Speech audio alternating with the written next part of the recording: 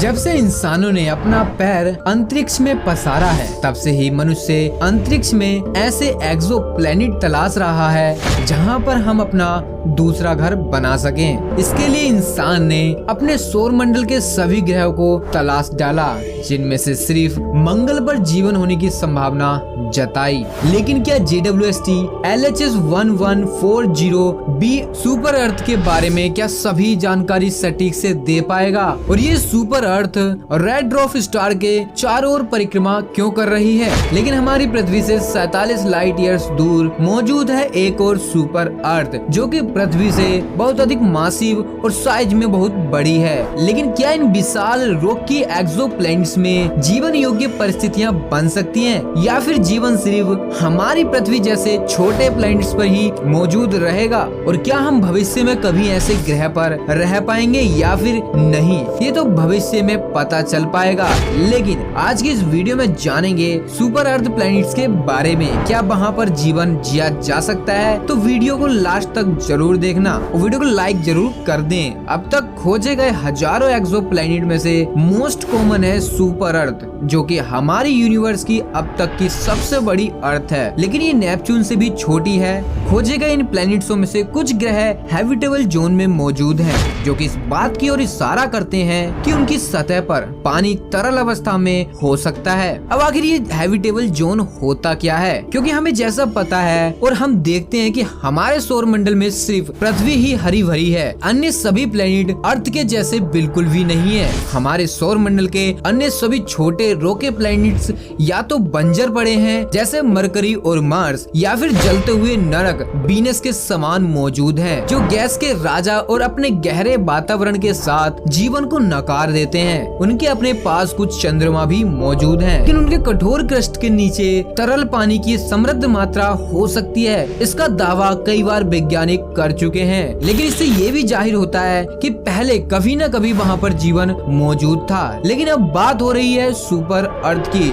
जो हमारी पृथ्वी के समान ही दिखती हैं। इसका मतलब ये है कि हमें ऐसे प्लैनेट्स को खोजने की जरूरत है जो बिल्कुल हमारे प्लैनेट्स की तरह ही काम करते हो और दिखते हो, जो एक स्टार के जीवन पनपने योग्य क्षेत्र में ही उस स्टार की परिक्रमा कर रहे हो, जिससे वहाँ का टेम्परेचर जीवन योग्य बना रहे, साथ ही उसका वातावरण भी मोटा हो लेकिन अधिक मोटा ना हो, और इन प्लैनेट्स पर पानी जमे हुए क्रस्ट के नीचे बंद ना होकर सतह पर तरल अवस्था में मौजूद हो। और उस प्लैनेट्स के पास अपना मैग्नेटिक फील्ड होना चाहिए, ताकि हम मैग्नेटिक फील्ड से स्पेस से आने वाली बाहरी सौर हवाओं के हमले से तरल पानी और वातावरण को बचाया जा सके। निश्चित रूप से किसी प्लैनेट्स पर जीवन योग्य बनने के लिए उस प्लैनेट्स को बहुत अधिक मेहनत करनी पड़ती है। इन सभी चीजों के बिना किसी भी दूसरे प्लैनेट्स पर जीवन योग्य अनुकूल परिस्थितियों की संभावना बहुत कम हो जाती है। इसलिए यहाँ से जीवन योग्य प्लैनेट्स खोजने की अच्छी शुरुआत हो सकती है। अगर हमें जीवन योग्य प्लैनेट्स खोजने हैं, सही साइज के प्लैनेट्स को चुनना होगा। एस्ट्रोनॉमर्स खास तौर पर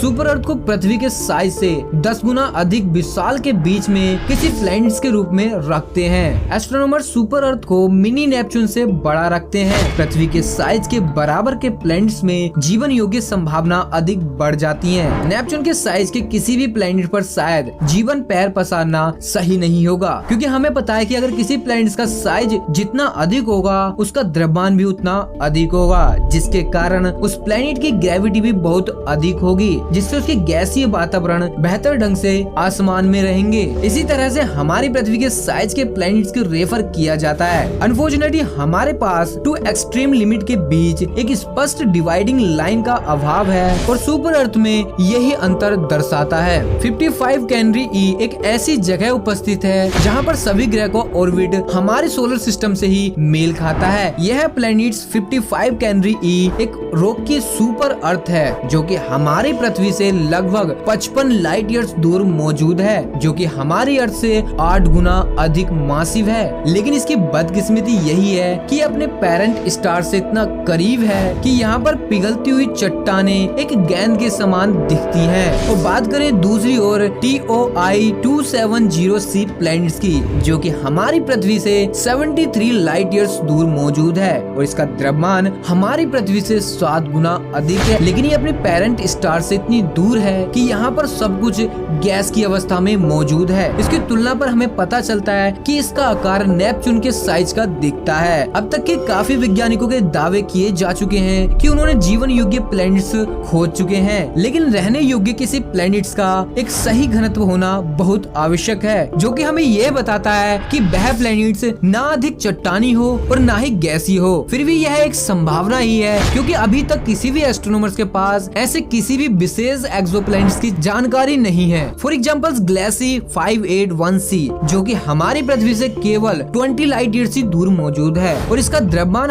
हमारी पृथ्वी से 5.5 गुना ही है और यह अपने हैबिटेबल जोन में अपने पेरेंट स्टार की परिक्रमा करता है। लेकिन हमारी बदकिस्मती यही है, एस्ट्रोनॉमर्स सिर्फ इसके द्रव्यमान को जानते हैं, इसकी रेडियस को नहीं। इसी कारण एस्ट्रोनॉमर्स इस प्लैनेट्स की डेंसिटी को नहीं बता सकते। हो सकता है कि यह प्लैनेट्स ठोस लोहे, छोटी गैसीय दुनिया या फिर हीरो से बना हुआ एक समृद्ध प्लैनेट हो सकता है। अब सभी प्लैनेट पर एक सवाल उठता है। वैज्ञानिकों का ऐसा मानना है कि प्लैनेट जितना बड़ा होगा उसका मैग्नेटिक फील्ड उतना ही मजबूत होगा। ये कहना कितना सही है, इसका हमारे पास कोई भी प्रमाण नहीं है, क्योंकि अर्थ और वीनस को ही ले लो, ये आकार में तो दोनों समान ही है, लेकिन मैग्नेटिक फील्ड सिर्फ अर्थ के पास ही है। तो कैसे कह सकते हैं कि किसी प्लैनेट का मैग्नेटिक फील्ड उसके आकार पर डिपेंड करता है। लेकिन सुपर अर्थ कॉन्सेप्ट में ये LHS 1140b प्लैनेट्स कुछ सही बैठता है, जो हमारी पृथ्वी से लगभग 49 लाइट ईयर्स दूर एक रेड ड्वार्फ स्टार की परिक्रमा कर रहा है और यह प्लैनेट्स हमारी अर्थ से लगभग 60% चौड़ा है और साथ ही हमारी पृथ्वी से 6.48 गुना अधिक विशाल है। यह अपने पेरेंट स्टार से बेहद करीबी दूरी पर परिक्रमा करता है। इसका एक साल 25 दिनों में पूरा हो जाता है, यानी ये प्लैनेट्स रेड ड्वार्फ स्टार का एक चक्कर पृथ्वी के 25 दिनों में कंप्लीट कर देता है। लेकिन इसका parent star cool red dwarf है, इसलिए यह हमारे लिए रहने योग्य हैबिटेबल जोन के भीतर रहता है। वैज्ञानिकों के अनुसार LHS 1140b पर पानी तरल अवस्था और जीवन योग्य वातावरण की संभावना बनती दिखाई देती है, लेकिन इसके बारे में अभी हमारे पास बहुत कम ही जानकारी है। लेकिन आने वाले समय में JWST की मदद से इस प्लैनेट्स के बारे में हमें बहुत कुछ जानने को मिलेगा और JWST साथ ही हमें बताएगा कि कौन कौन से प्लैनेट्स जीवन योग्य साबित हो सकते हैं, क्योंकि JWST को डिजाइन ही इसलिए किया गया था ताकि वह हमें यूनिवर्स के एक्सोप्लैनेट की स्टडी करके बता सके और आने वाले टाइम में हमारे पास सटीक प्रमाण होंगे इन एक्सोप्लैनेट्स के बारे में। तो आपको क्या लगता है कि JWST ऐसे एक्सोप्लैनेट्स को खोज पाएगा या फिर नहीं, जिसमें हम अपना दूसरा घर बना सकें? तो कमेंट सेक्शन में अपनी राय जरूर दें और अगर वीडियो पसंद आई हो तो वीडियो को लाइक और शेयर जरूर कर दें। साथ ही चैनल पर अगर नए हो तो चैनल को सब्सक्राइब कर बेल आइकन को प्रेस कर दें, ताकि आने वाली न्यू वीडियो की नोटिफिकेशन आपको सबसे पहले मिल सके। तो चलिए मिलते हैं न्यू वीडियो में न्यू टॉपिक के साथ। तो जब तक के लिए be alert, be happy, be curious.